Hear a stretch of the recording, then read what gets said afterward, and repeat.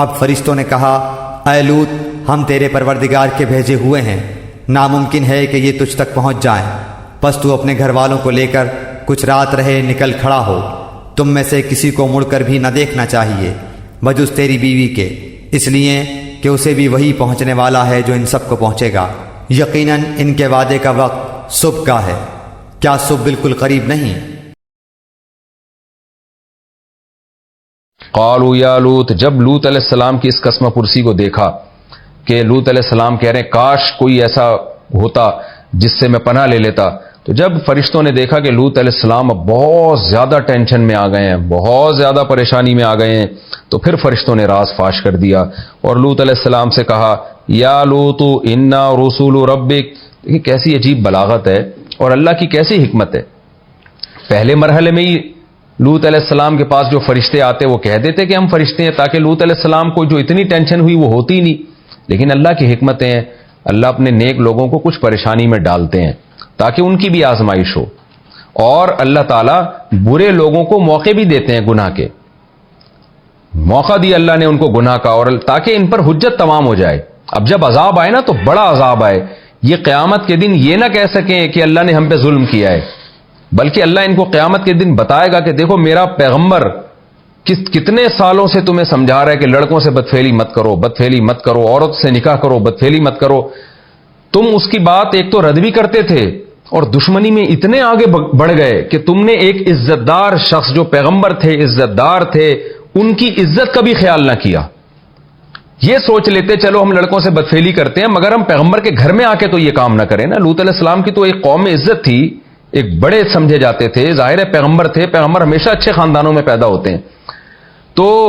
ان کی عزت کا خیال کر لیا ہوتا، ان کی بات نہیں مانتے تو چلو ان کے گھر کے باہر یہ کام کر لیں ہم، لیکن کوئی چیز اثر نہیں کر رہی، تاکہ قیامت میں اللہ کی حجت ان لوگوں پر تمام ہو جائے اور کوئی اس قوم پہ پھر ترس کھانے والا نہ ہو،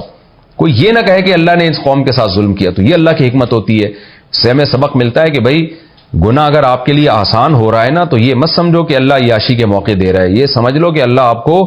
اب معاذ اللہ تباہ و برباد کرنے کا اللہ نے ارادہ کر لیا ہے۔ تو اس لیے گناہ جب آسان ہو تو اور زیادہ ڈرنا چاہیے۔ گناہ کا مشکل ہونا اللہ کی رحمت ہے، گناہ کا آسان ہونا رحمت نہیں ہے، عذاب اللہ کا بہت بڑا عذاب اور اللہ کے غضب کی دلیل ہے۔ قالوا یا لوط، تو جب لوط علیہ السلام کی پریشانی دیکھی تو قوم نے کیا کہا ہے لوط انا رسول ربک، ہم تیرے رب کے بھیجے ہوئے فرشتے ہیں۔ پہلی خوشخبری تو تجھے یہ بتا رہے ہیں لن یصلوا الیک، یہ ہرگز تجھ تک نہیں پہنچ سکتے۔ یہ بھی ایک بلاغت ہے، اصل میں تو وہ لوط علیہ السلام تک نہیں جانا چاہتے تھے، وہ جانا چاہتے تھے فرشتوں تک، ان لڑکوں تک جو خوبصورت لڑکے آئے تھے، لیکن فرشتوں نے کیا کہا اے لوط یہ آپ تک نہیں پہنچیں گے۔ کیوں کہا یہ کہ ہم تک پہنچنے کا تو سوال ہی پیدا نہیں ہوتا، ہم تو فرشتے ہیں، ہم تو الٹا ان کو تباہ کرنے آئے ہیں، لہذا یہ تو بحث ہی فضول ہے کہ ہم تک پہنچیں گے نہیں پہنچیں گے۔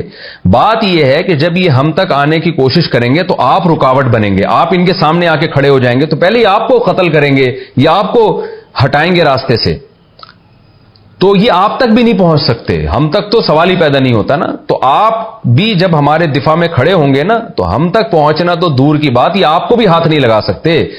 راستے سے ہٹانے کے لیے، تو یہ ہو ہی نہیں سکتا، لہذا آپ تسلی رکھیں۔ اب کرنا آپ نے کیا ہے فَأَسْرِ بِأَهْلِكَ، اپنے گھر والوں کو لے کے، جو تھوڑے بہت ایمان لے کر آئے ہیں وہ آپ کے گھر والے تھے یا قوم کے چند افراد اور ہوں گے،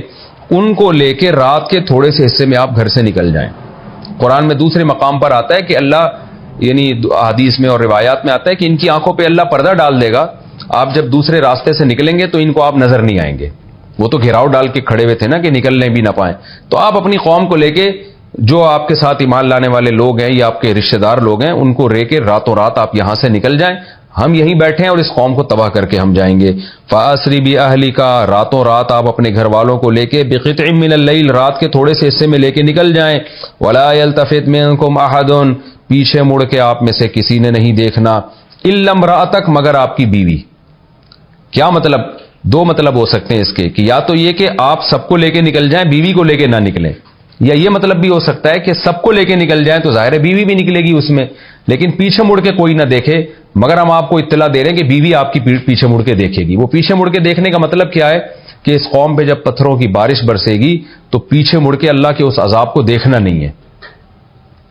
کہ کیا ہو رہا ہے، کیونکہ اللہ کا غضب ہے، بس بھاگنا ہے، آپ نے آگے کی طرف جانا ہے، کیونکہ اللہ کے غضب سے جتنا اپنے آپ کو بچا سکتے ہیں انسان کو بچانا چاہیے. لیکن لوط علیہ السلام کی بیوی چونکہ بے ایمان تھی، اس میں ایمان نہیں تھا،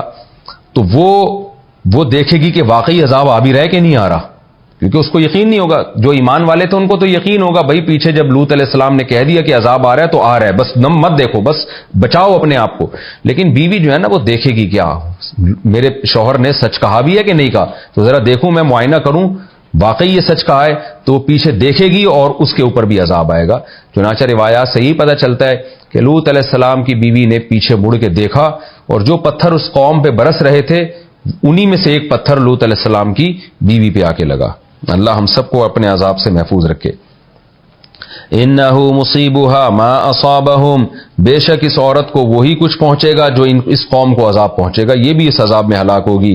ان موعدہم الصبح، بے شک ان کے وعدے کا ٹائم صبح ہے، یعنی ہم نے جو عذاب کا وعدہ کر لیا ہے نا اس کا ٹائم صبح ہے. الیس الصبح بقریب، اے لوط کیا صبح قریب نہیں ہے؟ یہ اس لیے بتایا گیا کہ لوط علیہ السلام اتنی پریشانی میں آ گئے تھے نا کہ بھئی جلدی آئے عذاب. کیونکہ عذاب کی جلدی نہیں تھی ان کو، اصل میں جلدی یہ تھی کہ اپنے آپ کو ہم بچا کے یہاں سے نکلیں کسی طریقے سے، اور تاکہ قوم تباہ ہو اور میری عزت محفوظ ہو جائے اور یہ فرشتوں کی طرف پہنچ نہ سکے. تو اس لیے لوط علیہ السلام کو بہت زیادہ قوم پر جو غضب اور غصہ تھا نا، تو اس لیے ان کو تھا کہ یہ جلد سے جلد یہ کام ہونا چاہیے، ٹائم لمبا نہ ہو جائے. تو فرشتوں نے کہا کہ الیس الصبح بقریب، کیا صبح کا وقت قریب نہیں ہے؟ دیکھیں پیغمبر رحم دل ہوتے ہیں، وہ نہیں چاہتے قوم پر عذاب آئے، لیکن اس وقت لوط علیہ السلام کی کیفیت یہ تھی کہ عذاب دیر سے آنے میں کہیں نقصان نہ ہو جائے، کہیں وہ یہاں تک پہنچ نہ جائیں. اس لیے فرشتے تسلی دے رہے ہیں کہ صبح بہت قریب ہے، لہذا آپ تسلی رکھیں، غم نہ کریں، یہ قوم بس تباہ ہونے ہی والی ہے. اور جس بات کا آپ کو خوف ہے نا کہ عزت محفوظ رہے گی کہ نہیں رہے گی، وہ آپ کو یقین ہو جائے گا کہ اللہ آپ کی عزت کو محفوظ کرے گا. تو آپ راتوں رات یہاں سے جلد نکل جائیں آپ. اور یہ بھی مقصد ہو سکتا ہے کہ صبح بہت قریب ہے کہ آپ رات نکلنے میں جلدی کریں، دیر نہ کریں آپ.